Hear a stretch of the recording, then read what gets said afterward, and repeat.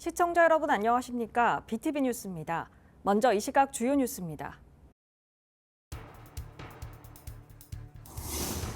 부산 시민단체들이 연합해 처음으로 긴급 성명서를 내고 HMM 매각을 처음부터 다시 시작해야 한다고 주장하고 나섰습니다.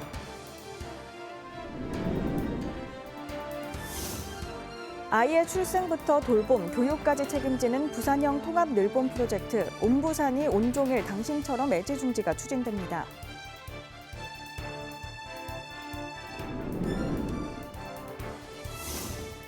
한쪽 방향이 막혀있던 강서구 신호동 둘레길이 신호대교와 연결됐습니다.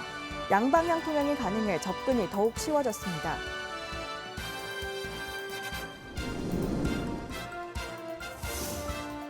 동물보호단체와 문화재청이 을숙도 길고양이 급식소를 놓고 갈등을 빚고 있습니다. 철새 보호를 위해 급식소를 운영해야 한다와 철거해야 한다는 입장이 대립하고 있습니다.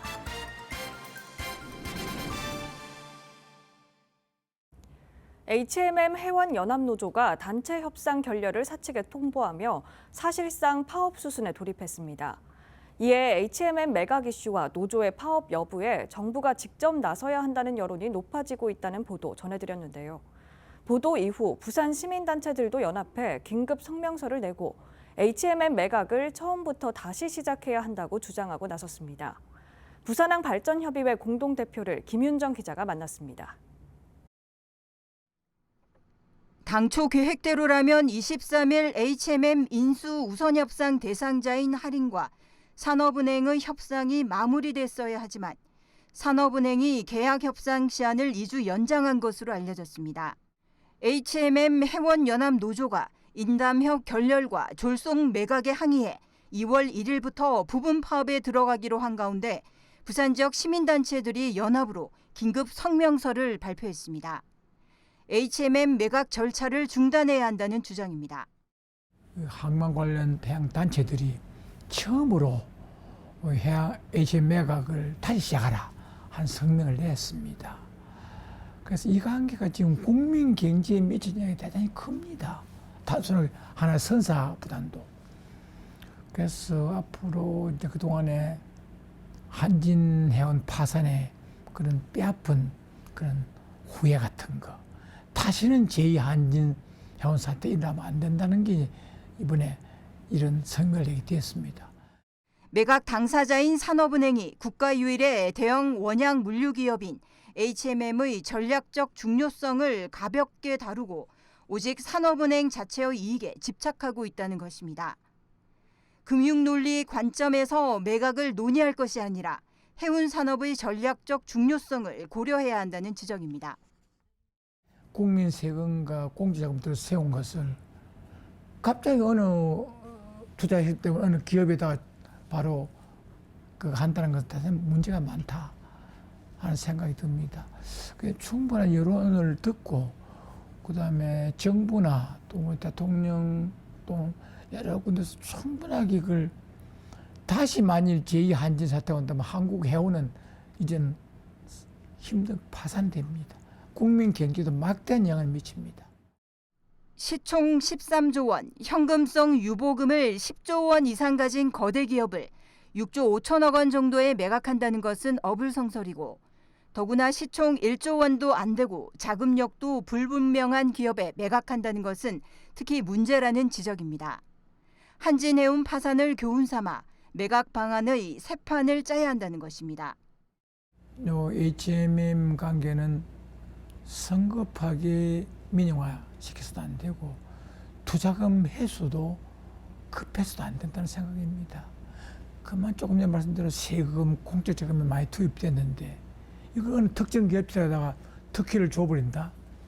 만일 이런 글로벌 어려운 지금 대단히 어렵습니다. 해운 환경이. 이게 잘못되면 누가 책임집니까? 만일 제2한진 사태가 온다면은 이거는 국가 경제가 굉장히 어려워집니다. 한국이 지금 해양 강국이란 걸 내세울 수가 없을 정도로 상당히 큰 손실을 입게 된 거죠. 국가 어떤 위상도 그렇고요. 그러니까 이거는 정말 대통령이 충분히 좀 판단해야 된다. HMM 매각 문제를 대통령이 국가적 차원에서 직접 살펴봐야 한다는 여론이 갈수록 높아지고 있습니다. BTV 뉴스 김윤정입니다. 아이의 출생부터 돌봄, 교육까지 책임지는 부산형 통합 늘봄 프로젝트 온부산이 온종일 당신처럼 애지중지가 추진됩니다. 필요시 자녀를 공공이 맡아줄 뿐만 아니라 교육까지 무료로 시켜주겠다는 것이 핵심입니다. 박재한 기자입니다. 부산시와 부산교육청, 16개 기초단체, 지역대학 등이 손을 잡고 부산형 통합 늘봄 프로젝트를 추진합니다. 먼저 공공 돌봄을 확대합니다. 어린이집과 유치원의 보육 시간을 오후 8시까지 연장합니다. 365 열린 시간제 보육 돌봄 기관을 4곳에서 8곳으로 늘리고 초등학생까지 대상을 확대합니다. 학령아동이 포함된 12만 5천 다자녀 가정에는 2명의 경우 30만 원, 3명 이상은 연일에 50만 원의 동백전 포인트도 지급합니다. 우리 시와 교육청은 그동안 제도적 행정적으로 돌봄과 교육 사이를 가로막고 있는 칸막이로 인해 저출산과 인구 문제는 물론 돌봄과 교육의 격차 해소도 어렵게 만든다는 인식을 늘 함께 해왔습니다. 이를 해소하기 위해 공동의 목표를 가지고 동반자적 협력 관계를 이어오고 있습니다. 오늘 발표한 부산형 통합 늘봄 프로젝트 온부산이 온종일 당신처럼 애지중지는 부산 시민의 보육과 교육에 직접 체감되는 부산발 정책 혁명이 될 것입니다. 늘봄 학교도 전면 시행합니다. 올해는 초등학교 1학년 희망학생부터 수용하고 2025년에는 3학년까지 희망학생 전부를 수용한다는 계획입니다. 늘봄 교실도 1,200여 개로 늘리고 학습형 방과후 프로그램을 운영합니다. 도서관 등 지역시설을 활용해 24시간 긴급 돌봄센터를 올해 30개까지 확대합니다. 교육 복지뿐만 아니라 돌봄에도 단 한 명의 아이도 놓치지 않도록 모든 지원을 다하여 학부모님의 양육과 사교육 부담을 덜어드리겠습니다. 우리는 지금 부산형 늘봄학교라는 한 번도 가보지 않은 길을 먼저 가려 합니다. 험난한 길일 수도 있지만 그래도 가야 할 길입니다. 시교육청은 늘봄 확대로 인한 교직원들의 업무 부담이 늘어나지 않도록 2개 학교당 1명 수준인 154명의 행정 지원 인력을 배치하기로 했습니다. BTV 뉴스 박찬입니다. 철새를 가까이에서 만날 수 있는 강서구 신호동 둘레길이 최근 완성됐습니다. 그동안 한쪽 방향이 막혀 있어 왔던 길을 되돌아가야 했는데요. 막힌 길이 신호대교와 연결돼 둘레길 접근이 더욱 편리해졌습니다. 장동원 기자입니다. 계절 따라 철새들이 모여드는 강서구 신호동 인공철새 서식지입니다. 20년 넘게 인적이 차단된 덕에 철새와 야생동물들의 보금자리로 남았습니다. 군사지역이기도 했던 서식지는 2년 전 산책로로 개방됐습니다. 시민들의 발길에도 철새들이 찾아들고 있는 공생의 현장입니다. 신호동 둘레길은 1995년 신호공단이 만들어지면서 철새를 보호하기 위해 함께 조성된 우리나라 첫 인공철새 서식지입니다. 이 신호동 둘레길 출입구는 소담공원 쪽 하나뿐이었습니다. 최근 반대쪽 신호대교에서도 곧바로 둘레길로 연결되는 출입구가 하나 더 만들어졌습니다. 1.5km 산책로는 갈림길이 없고 입구가 하나여서 왔던 길을 그대로 되돌아가야 했습니다. 또 다른 입구는 신호대교 끝자락에서 경사가 완만한 나무 데크로 연결됐습니다. 철새들도 많고 마음이 시원하지. 길이 안 났을 때는 돌아나야 되는데 그러면 저꽤 지루한 건도 있고 이 길이 이제 뚫히니까 저 나가지고 돌아가지고 이제 바로 큰 도로로 나갈 수 있고. 이번 신호대교 측 입구가 놓이면서 공단 근로자를 비롯한 명지동 주민들의 접근도 더욱 수월해졌습니다. 둘레길은 다음 달 말까지는 오전 7시부터 오후 6시까지, 3월부터 10월까지는 오후 7시까지 개방됩니다. BTV 뉴스 장동원입니다. 과거 동양 최대 철새 도래지로 불렸던 낙동강하구 을숙도에서 길고양이 급식소를 놓고 동물보호단체와 문화재청이 갈등을 빚고 있습니다. 존치냐 철거냐를 놓고 대립 중인데 명분은 모두 철새를 보호하기 위해서라고 합니다. 도대체 무슨 일일까요? 김석진 기자가 보도합니다. 낙동강 하구에 있는 을숙도는 지난 1966년 전체가 천연기념물로 지정됐습니다. 하지만 50여 년이 지난 지금은 대부분이 공원으로 개발됐습니다. 일부 지역만 생태보호구역으로 출입이 통제되고 있는 상황. 그런데 공원화되며 늘어난 게 또 있습니다. 다름 아닌 길고양이. 지난 2016년 한 동물보호단체가 조사한 을숙도 길고양이는 200여 마리. 고양이 수가 늘자 먹이가 부족해졌고 이는 철새를 위협하는 문제로 인식되기 시작했습니다. 이에 동물보호단체는 부산시와 사하구의 지원을 받아 을숙도 공원에 약 20여 개의 급식소를 설치했습니다. 을숙도 공원 안에는 다양한 동물보호단체에서 설치한 고양이들이 먹을 수 있는 곳과 쉴 수 있는 잠자리 등 이런 시설들이 놓여져 있습니다. 동물보호단체는 자원봉사자들의 후원으로 매주 1, 2회 먹이를 주고 있습니다. 또 개체수 관리를 위해 지난 8년간 184마리의 고양이에 중성화 수술을 실시했습니다. 그런데 최근 부산시는 시가 설치한 급식소 15개를 철거했습니다. 문화재청이 문화재 보호구역 안에 설치된 길고양이 급식소를 불법 시설물로 판단했기 때문입니다. 이와 관련해 취재진은 지난 2016년 동물보호단체가 을숙도 내 급식소 설치를 위한 형상 변경 신청에 대한 문화재청 답변서를 입수했습니다. 문화재청은 심의를 통해 급식소를 설치할 경우 길고양이가 늘어나 철새 포식 피해 등 부정적인 영향이 우려된다며 부결했다고 적혀 있습니다. 최근 이러한 우려로 인한 민원이 제기돼 철거를 명한 것으로 알려졌습니다. 동물보호단체는 근거가 희박하다며 길고양이 개체수 관리를 위해서라도 급식소 운영은 필요하다고 주장합니다. 밥을 먹는 애들은 한 70마리 정도 됩니다.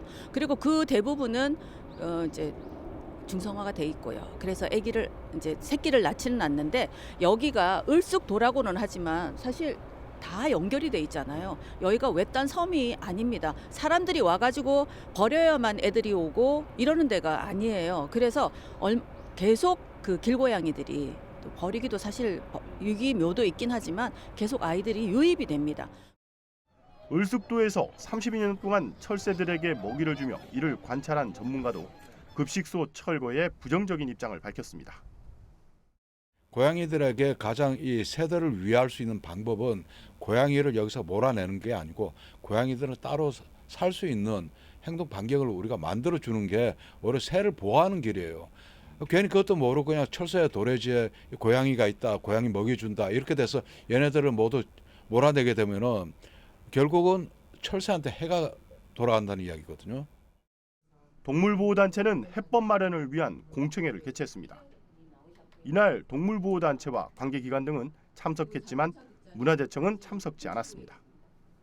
한 동물보호단체는 문화재청의 탁상 행정을 비판하며 이 문제를 공론하겠다는 입장을 밝혔습니다. 이에 대해 부산시는 적법 절차에 따라 급식소를 철거했다며 해명하고 길고양이와 철새 등 동물보호를 위한 지원 방안 모색을 제안했습니다.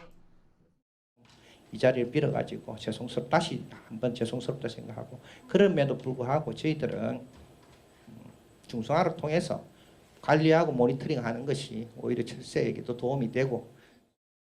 한편 동물보호단체는 이날 공청회에서 논의된 내용을 바탕으로 문화재청에 급식소 설치를 위한 현상 변경 신청을 다시 할 계획입니다. BTV 뉴스 김석진입니다.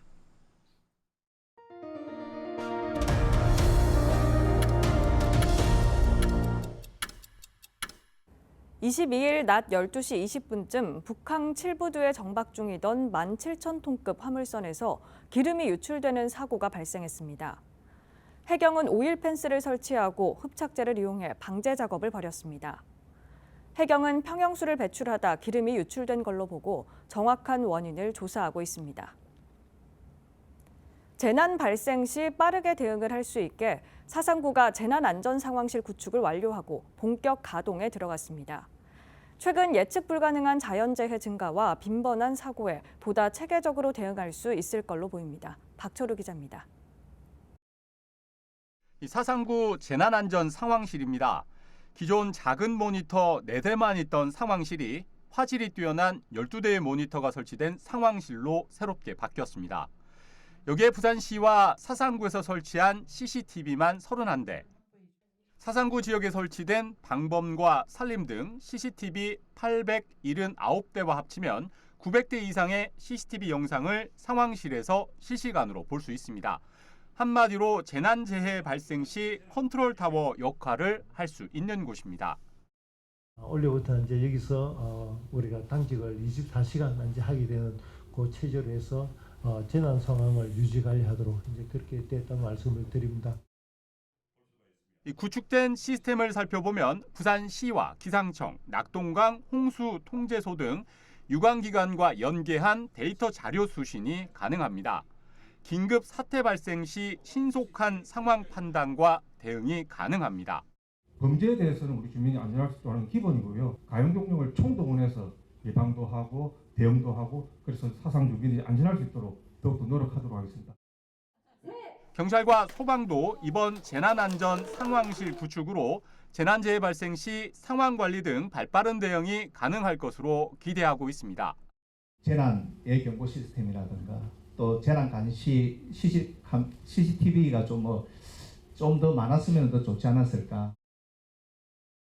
사상구는 CCTV 관제센터와 재난안전 상황실을 연계해 보다 촘촘한 안전망을 구축할 방침입니다.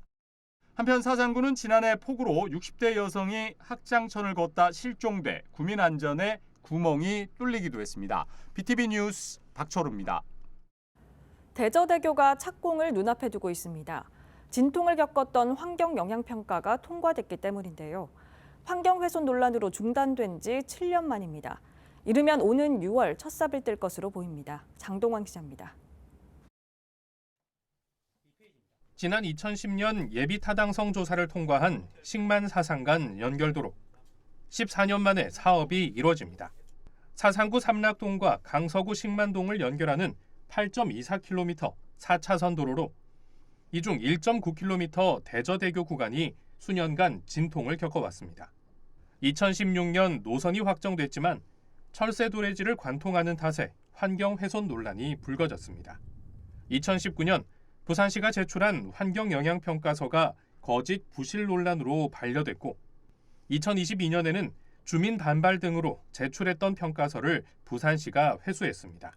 이후 부산시는 철새 비행을 방해하지 않기 위해 교량 높이를 48m에서 24m로 낮추고 첨탑 형태를 평면교 형태로 수정했습니다. 또 삼락생태공원의 25만 제곱미터, 대저생태공원의 74만 제곱미터 철새 대체 서식지를 조성하겠다는 계획을 내놨습니다. 지난해 9월 낙동강 유역 환경청에 다시 제출된 환경영향평가서가 지난 17일 통과되면서 사업 중단 7년 만에 급물살을 타결됐습니다. 공정한 환경영향평가를 호소하며 3개월 넘게 노숙농성을 이어갔던 환경단체는 곧바로 반대 의견을 냈습니다. 부산시가 제시한 대체 서식지는 다른 종을 내쫓는 꼴인데다 교통량 예측 등도 모두 엉터리라며 대저대교 건설 재검토를 요구했습니다. 예비 타당성 조사 받은 게 이게 10년이 지났습니다.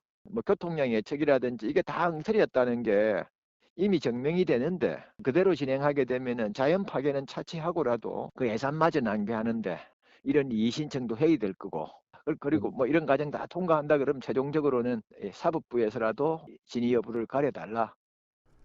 환경영향평가는 통과했지만 앞으로 문화재청과의 문화재 현상 변경 협의 등의 절차가 남아 있습니다.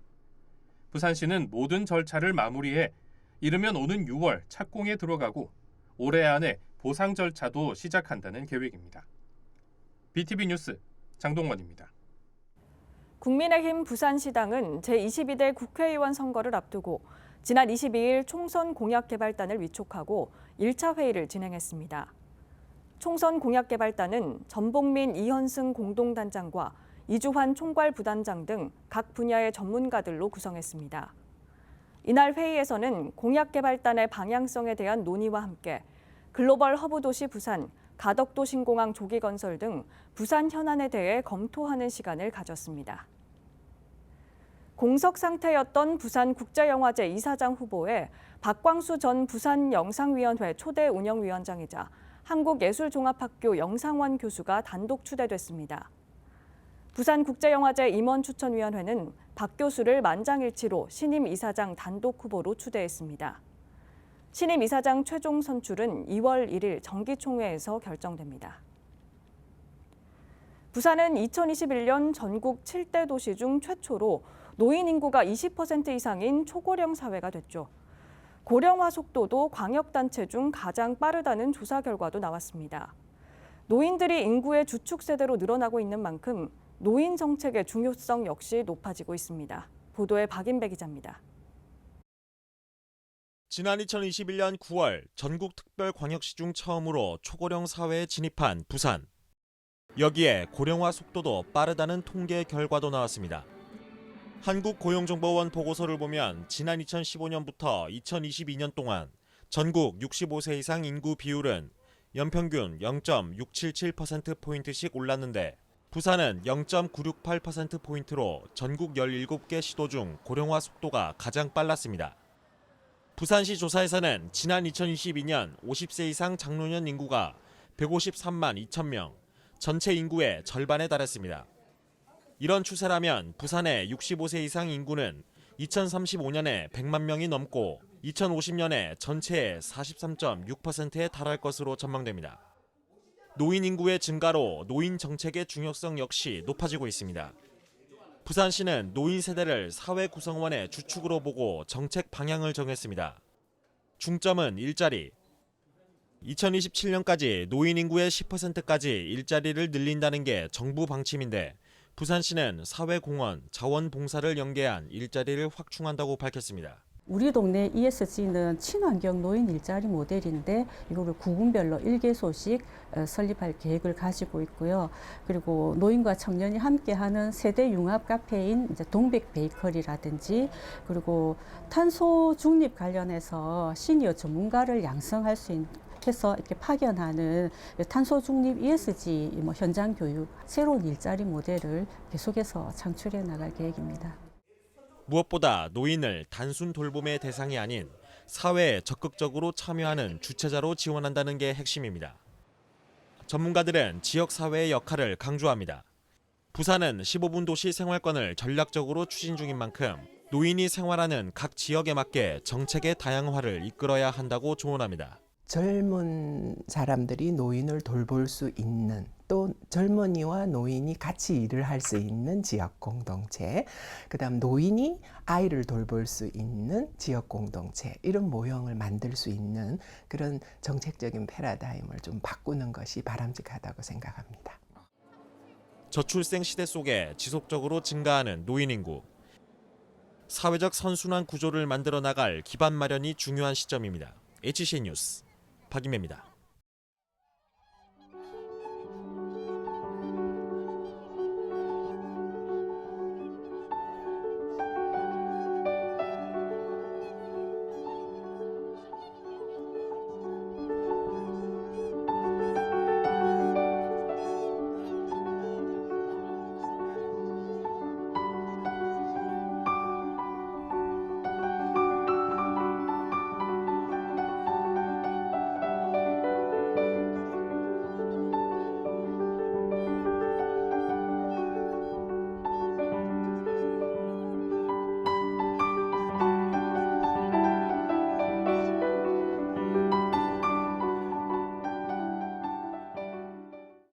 이상으로 BTV 뉴스를 마칩니다. 시청해주신 여러분 고맙습니다.